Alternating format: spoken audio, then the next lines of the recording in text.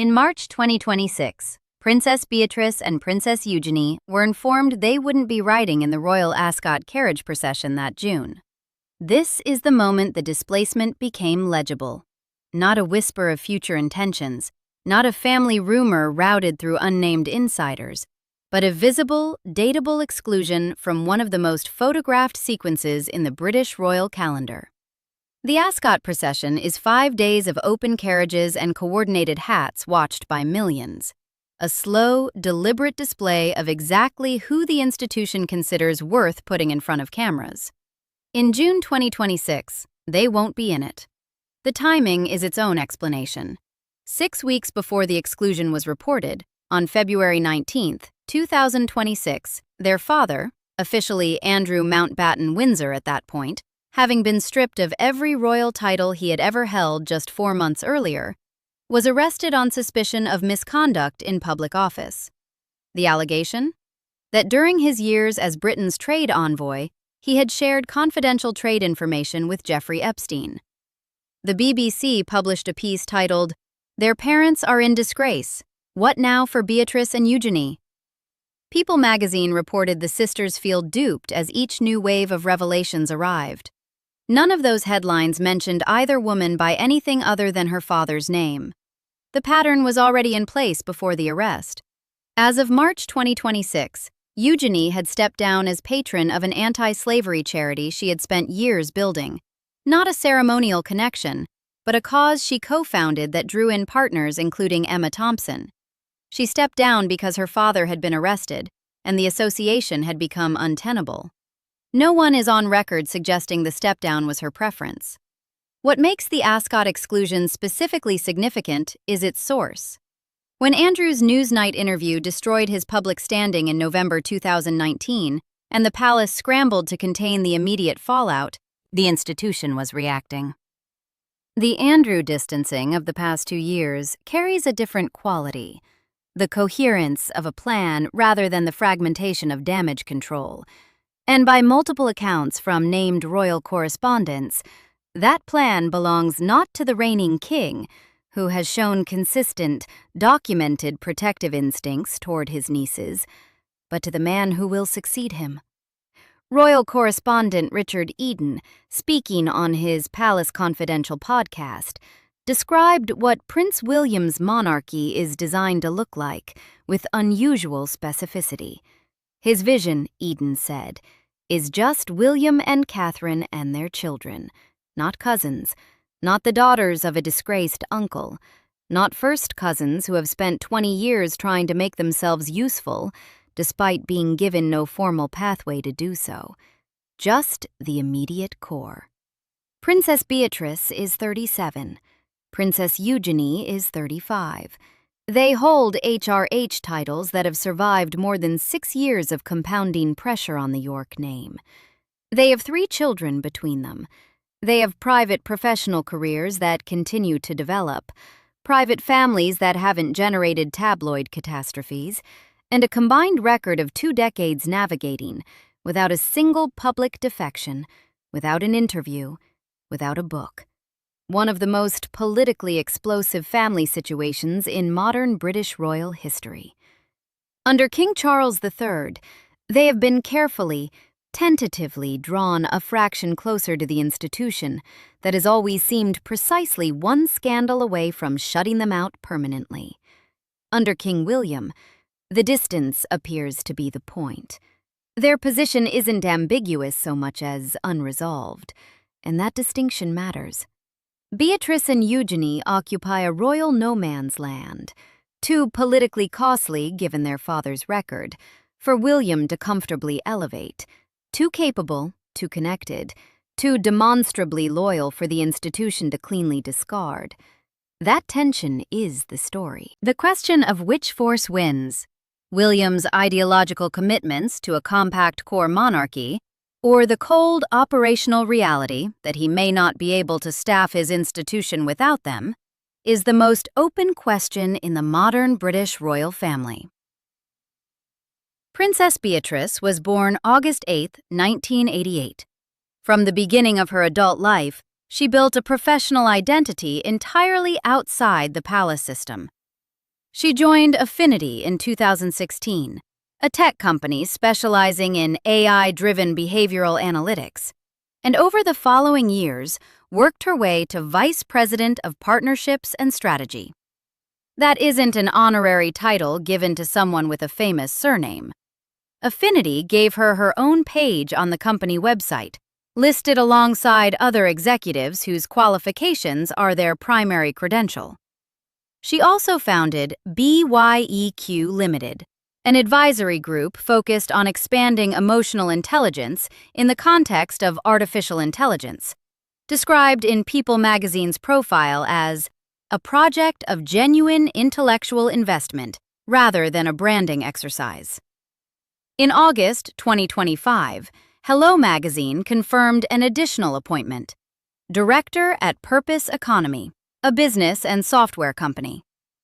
At any given point, Beatrice appears to hold multiple concurrent professional commitments, which is a specific kind of useful in the technology and business circles the royal family needs to maintain relationships with.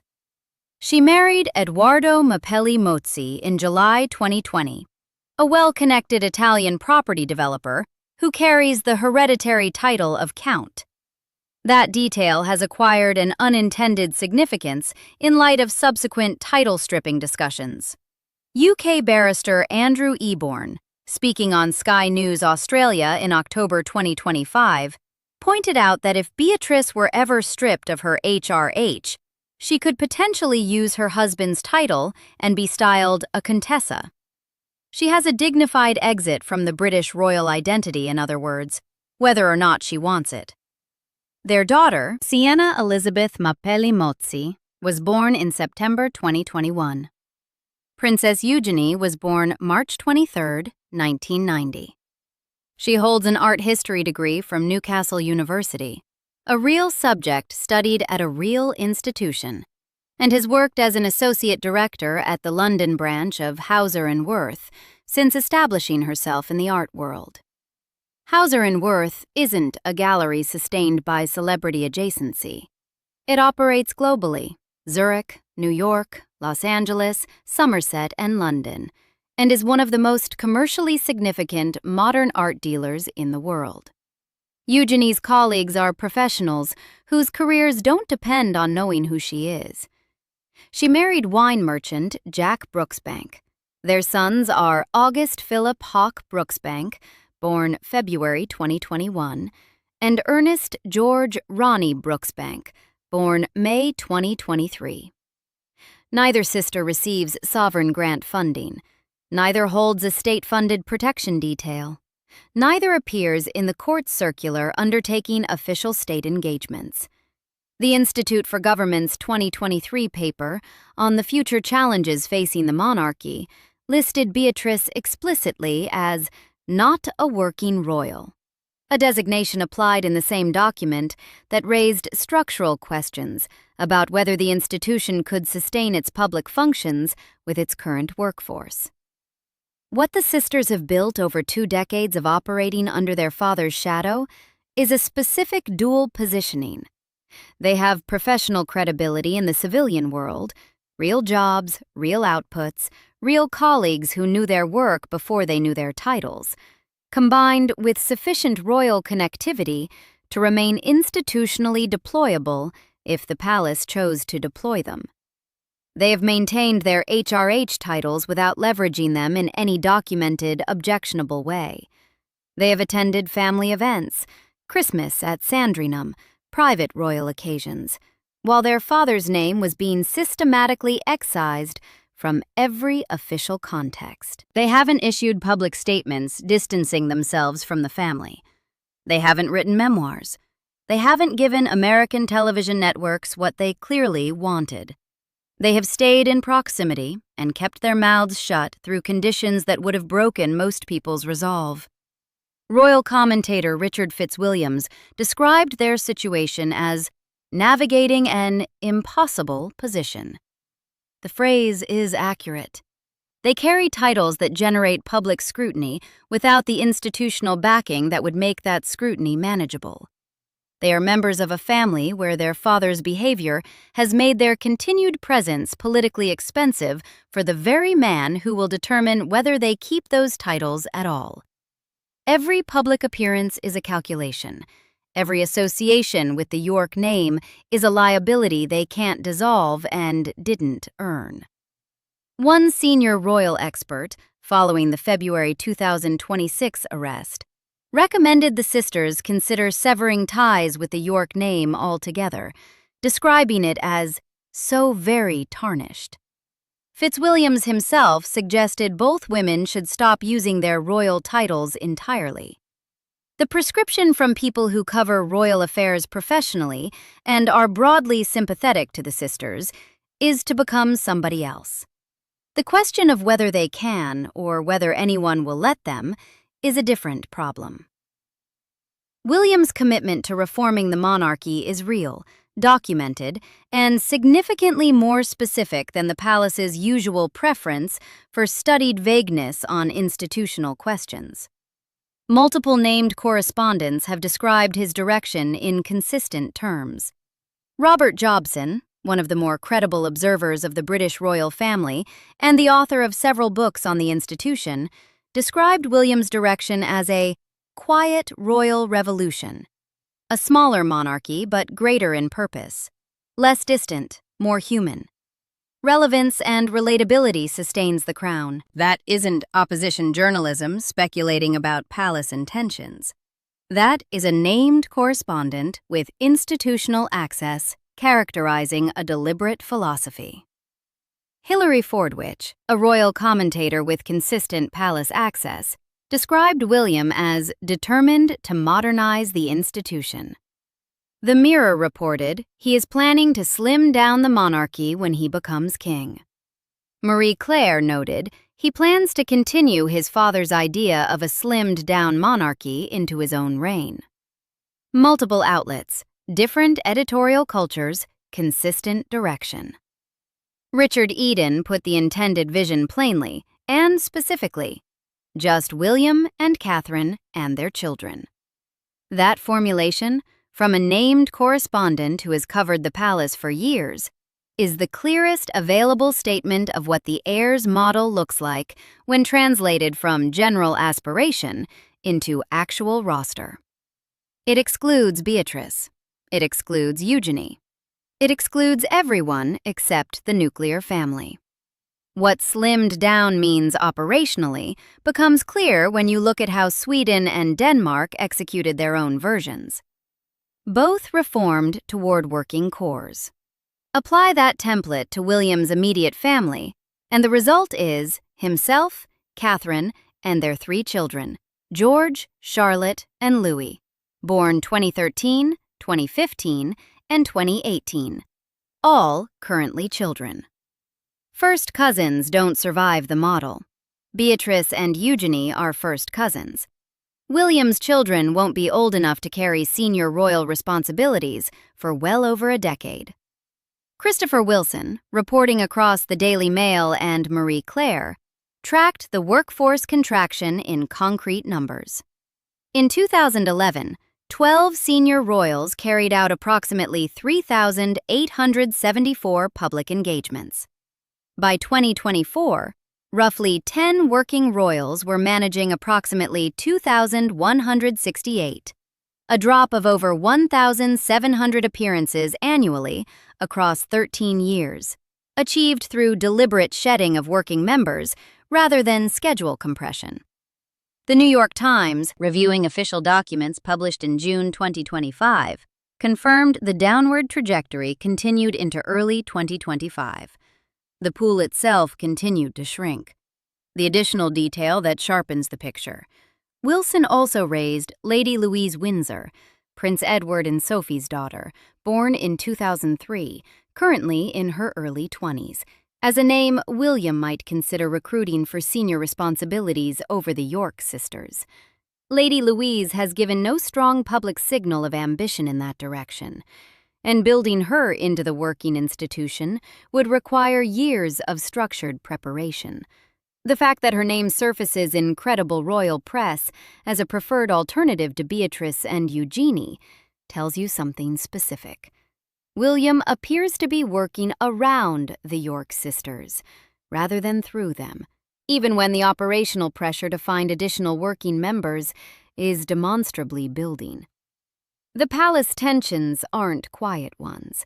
Cosmopolitan reported that William was furious at Charles for letting his cousins return to the spotlight.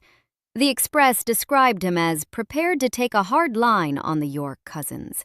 Yahoo News quoted a royal source saying, "William thinks they should be sidelined." None of these are on-the-record William statements. He has never publicly addressed his cousins by name in this context, but the consistency across correspondence with different institutional access points suggests a real dynamic rather than coordinated speculation. MSN reported William was shutting out the York family. Yahoo News went further, with a headline stating William wants the Yorks cleaned out before he becomes king. The language isn't diplomatic. The mechanism that gives William political cover to sideline them is their father, and the long record of his dismantling is worth tracing precisely because each stage made their position more precarious, not in ways they caused, but in ways they absorbed. The Newsnight interview broadcast on November 16, 2019, is the event the public remembers. Andrew, in a Buckingham Palace drawing room, calmly informing Emily Maitlis that he didn't sweat, couldn't recall the night in question, and had no regrets about his friendship with Jeffrey Epstein. 4 days later, on November 20th, 2019, Andrew announced he was stepping back from public duties. His palace website disappeared. He had been patron of 10 charities at the time of the interview. They all subsequently needed to find someone else. For Beatrice and Eugenie, that November was a before and after moment. Whatever incremental credibility the York name had been slowly accumulating through their private careers, Beatrice's work in technology, Eugenie's position in the art world, became entangled overnight with a television interview that generated more mockery and contempt than any royal appearance in living memory. They had not been consulted. They weren't warned. They sat with it. The formal stripping came in early 2022, triggered in part by a petition from more than 150 veterans to Queen Elizabeth. On January 13th, Andrew lost his military affiliations: Colonel of the Grenadier Guards, Colonel-in-Chief of the Royal Irish Regiment, Colonel of the Queen's York Rangers, and multiple Commonwealth military roles accumulated over a career as a naval officer. He lost all royal patronages. He lost the use of his HRH style.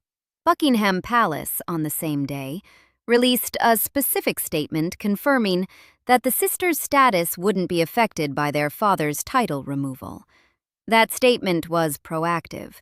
The palace chose to address the question before it was pressed, which indicates how seriously the risk of collateral damage to Beatrice and Eugenie was being managed at the institutional level. In October 2025, the remaining architecture came down entirely. Andrew was stripped of every outstanding title and honor, including his peerage title of Duke of York and his birth title of Prince. He is now Andrew Mountbatten-Windsor, officially, in all written communications, on all official documents. Reporters covering the event described it as unprecedented, very, very rare for a British royal to be stripped of every title. The closest historical parallel is the 1917 Titles Deprivation Act, which removed British royal titles from German holders during the First World War. A wartime measure applied to foreign enemies, now adapted to manage a domestic crisis within the family itself. Andrew's case is newer, more thorough, and has no direct post-war equivalent. Then came February 19, 2026, and the arrest. For Beatrice and Eugenie, each of these escalations has had a specific, documented cost. InStyle described both women as tarnished by their father's scandals. A source quoted in that piece said, "It has affected their lives a great deal." That is, understatement, doing significant work. Eugenie had spent years constructing the anti-slavery collective into something real, not a patronage she lent her name to, but a functioning advocacy organization she built with a collaborator, drew serious support into, and worked publicly on behalf of. She stepped down from her patron role not because of anything she did, but because the name attached to her family had made her continued presence in a cause about human dignity politically untenable. That is the specific shape of their punishment, not formal, not announced, but present in every patronage that quietly distances itself, every event where the invitation doesn't arrive. Against that compounding pressure, King Charles III has spent the last 2 years constructing something for them, quietly, incrementally, in moves designed to be legible to those paying attention without triggering the political argument their elevation would invite.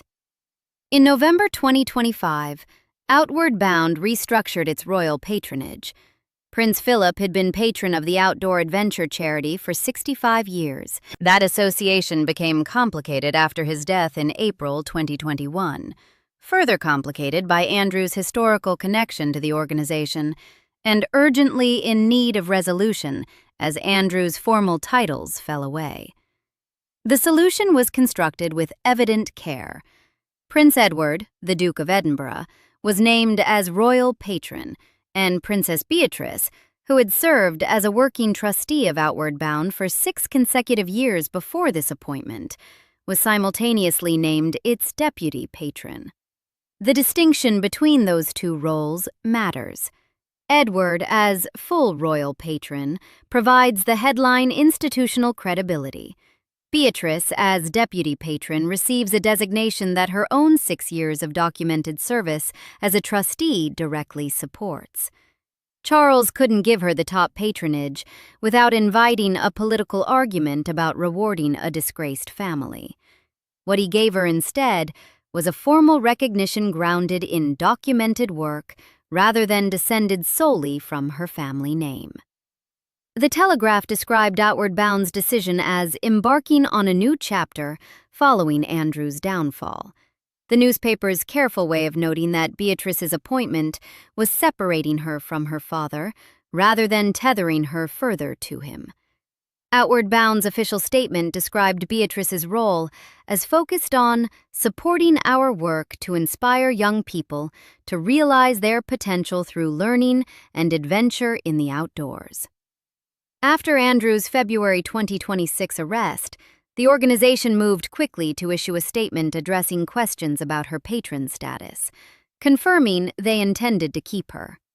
In May 2025, the King's Foundation published a formal announcement naming Princess Eugenie as a mentor for its 35 Under 35 network, a program supporting young professionals across traditional craftsmanship, fine art, sustainable fashion, agriculture, and the environment. The press release used her full official style. Her Royal Highness, Princess Eugenie. That is an institutional document confirming that her HRH remained intact and in official use at the point of announcement. Around the same period, she was named Patron of Arts Work and Ambassador of 36 for Coral through the same foundation. Multiple smaller appointments that, taken together, form a coherent pattern of incremental re-inclusion rather than isolated gestures. The book Charles III, New King, New Court, describes Charles as very fond of his nieces, drawn from sources close to the king, documented in a named text, not tabloid inference. A royal biographer described him as feeling quite responsible for Beatrice and Eugenie as they navigate what was characterized as a really hideous time. Marie Claire reported that Charles is testing the water of public opinion with these incremental appointments. Vanity Fair reported he actively wants the sisters taking on more duties. After Andrew's February 2026 arrest, Charles's initial stated position was that the fault wasn't the sisters, and they should remain included in royal events. By March 2026, according to multiple reports, that position had been revised, not by Charles, but by the institutional pressure being applied by the man expecting to inherit the throne. One king building them a shelf to stand on, the next king, by multiple accounts, intending to remove it. The case against William's slimmed-down vision has a year and a shelf of data behind it, and that year is 2024. King Charles was diagnosed with cancer in February 2024. Princess Kate disclosed her own cancer diagnosis in March 2024. Their diagnoses didn't arrive on separate schedules that allowed the working royal roster to adjust. They arrived within weeks of each other, while the pool of people capable of filling engagements was already historically thin.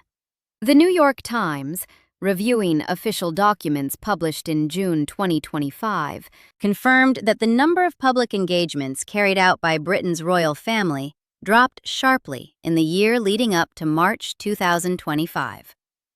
King Charles himself undertook 372 engagements in 2024, despite undergoing cancer treatment, a number the Telegraph described as second only to Princess Anne's annual total, meaning he was working through active illness at a pace that would be demanding for a healthy person 20 years his junior.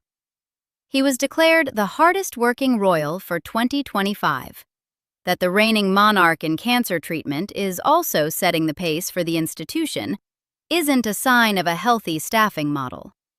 It's a sign of a roster under strain. Princess Anne is 75.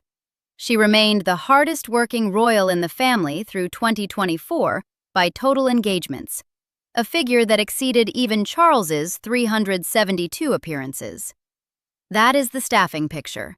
The person setting the pace for an institution that wants to project vigor and contemporary relevance is in her mid-70s, and the sustainability of that arrangement can't be a long-term strategy. Prince Edward and Sophie, Duchess of Edinburgh, both stepped up their visible roles during the crisis period and helped prevent total collapse of the public engagement calendar. They are in their late 50s and early 60s, which makes them middle-aged dependencies rather than youthful reinforcements. William himself paused royal duties following Kate's cancer announcement and returned to public engagements on April 18, 2024. The historical comparison makes the underlying problem visible. In 2011, 12 senior working royals managed approximately 3,874 engagements annually. By 2024, the roster had contracted to roughly 10 working royals, managing approximately 2,168, a reduction of over 1,700 appearances per year. Fox News, summarizing the situation directly, described the slimmed-down monarchy as having proved to be too slimmed down. That framing appears in named reporting from a correspondent covering the palace, not in community commentary or fan analysis. The assessment in Charles III, New King, New Court, was equally direct. Questions had been raised about the ability of an already slimmed-down operation to slim further. The making of a king, King Charles III and the modern monarchy, noted that the concept of a slimmed-down monarchy was articulated when the working bench was deeper, and that the two core challenges facing the institution are trust and relevance, neither of which is served by being demonstrably understaffed. Where were Beatrice and Eugenie during all of this? Structurally unavailable. They are non-working royals, which means they have no route into the court circular, no formal mechanism to substitute for an engagement their aunt was too unwell to attend. Their institutional category eliminated the option before the need arose. The 2024 crisis demonstrated, with specific dates and specific staffing numbers, that the slimmed-down model has a breaking point. It didn't demonstrate that William is prepared to adjust his ideology in response. Fox News reported he is looking to recruit some relatives into the royal fold, An unusual move for a prince defined by his preference for a tighter working model. That framing and the description of it as unusual confirms both that the operational need is real and that it runs against William's stated direction. The tension between those two facts is where Beatrice and Eugenie live. Harry's absence matters here, more than it does in any other royal storyline, because it changed the arithmetic of William's generation directly. In January 2020, the Sandringham Summit produced the framework for Harry and Meghan's step back from senior royal duties. They formally ceased to be working royals shortly afterward. Before that, William's working generation included, at minimum, himself, Catherine, Harry, and Meghan. 4 people of comparable age and public profile, capable of sharing the weight of official engagements and representing the institution across different audiences and causes. After the step back, the working generation was effectively William and Catherine alone. Beatrice was born in 1988, Eugenie in 1990. William was born in 1982. They are first cousins of the same approximate generational cohort, close enough in age to project a comparable sense of contemporary relevance, old enough to carry institutional weight that George, Charlotte, and Louis won't be able to take on for a decade and a half. With Harry gone, Beatrice and Eugenie are the only royal family members of William's generation who are still available, still titled, and still present. That isn't a minor logistical footnote. The 2024 health crisis exposed in real time what an understaffed working monarchy looks like when it can't call on its younger members, because the younger members have either left or were never formally admitted. Both Richard Eden and Christopher Wilson reached the same conclusion from different angles. Eden noted that William and Charles are noticing what the sisters are doing and appreciating it. Wilson reported that William is starting to see the value of his cousins. Both correspondents, with access, with years of palace coverage, without obvious ideological investment in the outcome, identified the same shift: operational reality nudging William's instincts in a direction his stated vision resists. Whether the nudge is sufficient, and whether it arrives before any formal decisions about titles are made, is what remains open. The most extreme version of what might happen to Beatrice and Eugenie under William has been described specifically in named press coverage, and it deserves to be addressed directly. Tom Sykes, writing in the Daily Beast, predicted William will use letters patent, royal instruments requiring parliamentary ratification, to strip HRH and princely titles from non-working royals when he ascends to the throne, explicitly naming Beatrice and Eugenie among the targets. Letters patent are the mechanism by which the monarchy formally grants and redefines royal titles. There is historical precedent for their use in removing titles, most significantly, the 1917 Titles Deprivation Act, which stripped British royal titles from German holders during the First World War. Andrew's own stripping of all titles in October 2025, described at the time as unprecedented in modern terms, establishes that the mechanism can be deployed and recently has been, against someone far closer to the throne than most observers had anticipated. Sykes's prediction is one named correspondence analysis. It's contested by another. Richard Eden's position is that William will be forced to rely on the sisters rather than strip them. OK Magazine, Cosmopolitan, and Yahoo News all reported versions of the title stripping prediction, attributing it to friends and allies of William or unnamed insider sources rather than official statements. No palace announcement has confirmed any such plan. What one named correspondent predicts with some confidence, another named correspondent argues is operationally impossible. Both men cover the same institution, have access to overlapping sources, and have reached opposite conclusions, which is itself a statement about how unresolved the situation genuinely is. What title stripping would mean practically isn't trivial. An HRH title isn't simply an honorific. It determines how holders are addressed, how they appear in official documents, what access they retain to palace systems and events, and how the public and press relate to them. Harry and Meghan have retained their Sussex titles, despite stepping back. Their HRH styles aren't used in practice, but were never formally removed. The precedent is complicated rather than clean. Andrew's case established that full removal is possible. Possible enough to be implemented recently, against a sitting prince. The question is whether William would extend that logic to his cousins, who committed no comparable offense, or whether the Andrew precedent functions as a warning rather than a template. UK barrister Andrew Eborn's observation about Beatrice's Contessa option is worth holding on to here, not as comfort but as context. If she were stripped of her British royal identity, she would have another identity to move into. Aristocratic, European, entirely separate from the house that raised and then complicated her. Whether that represents an exit she would take with grace or with bitterness, no one can know. What it represents structurally is a woman who has an alternative, built inadvertently by the choices she made before the choices were strategically necessary. The question the title promises to answer isn't yet fully answerable, and anyone who tells you it's has more confidence than the evidence supports. What can be said with confidence, drawn from the specific documented record of the last 6 years, is this: William has a stated direction.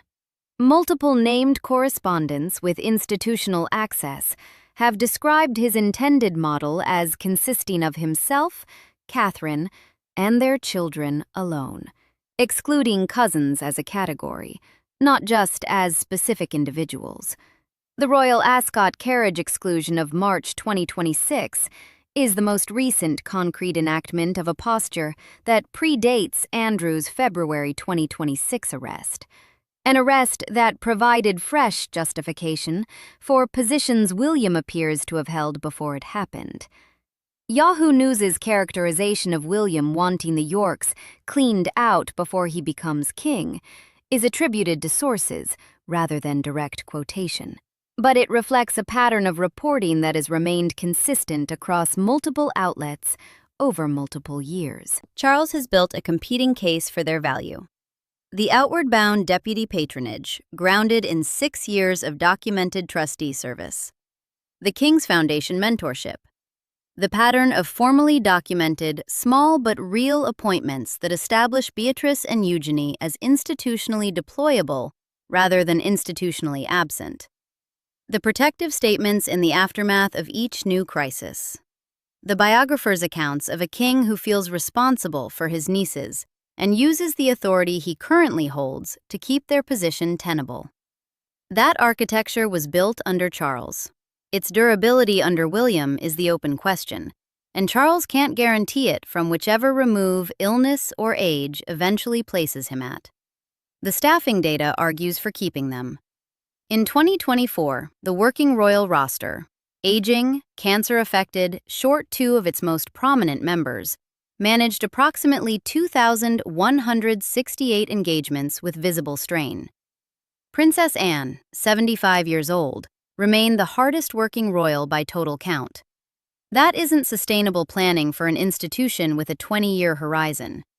William's own children are years away from being able to take on senior duties. Lady Louise Windsor, his reported preferred alternative to the York sisters, is in her early 20s, untested in senior royal work, and has shown no documented enthusiasm for taking it on. The gap between what the institution needs to deliver every year and what it currently has the personnel to accomplish is a structural problem that ideological preference alone can't resolve. Beatrice and Eugenie are available. They have been available and positioned and present for the entirety of their adult lives. They have watched their father become a national scandal, watched their mother manage her own complicated public legacy, watched their HRH titles survive one stripping after another that stopped just short of them, and they haven't broken ranks. Not through the Newsnight interview. Not through the 2022 title removal. Not through October 2025, when the Duke of York ceased to exist and their father became, officially, a man without a royal name. They have continued to cultivate the dual positioning, professional civilian, royal adjacent, that leaves them perpetually just close enough to deploy, but never close enough to threaten the core. Whether that positioning was calculated or instinctive is irrelevant at this point. It has worked, and they are still inside the tent. So what does happen to them when William is king? Two answers exist in the evidence. In the first, William's ideological commitment to a compact core holds.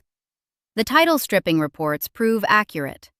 Beatrice and Eugenie are quietly removed from the architecture of the working monarchy by a series of formal and informal mechanisms, losing patronages to more comfortable appointments, losing invitations to prominent events, losing, eventually, the HRH styles that connect them to the institution. In that version, Beatrice becomes a contessa in a property developer's family. Eugenie becomes a well-connected art world figure who once attended Sandringham at Christmas. The York name eventually means nothing official. Their father's disgrace becomes the full story of their royal careers rather than one difficult chapter of it. In the second answer, the staffing reality wins. William becomes king of an institution that can't perform its essential public function without additional personnel, discovers that his preferred alternatives have neither the experience nor the appetite for senior royal work, and confronts the fact that the only people left who are qualified, loyal, available, and already holding the titles are the two women he spent his years as Prince of Wales trying to sideline. In that version, Beatrice and Eugenie's patience, 2 decades of it, maintained through conditions that would have broken most people's resolve, becomes the instrument of their own survival. They endure long enough for the arithmetic to change. Neither outcome is certain. Both are credible.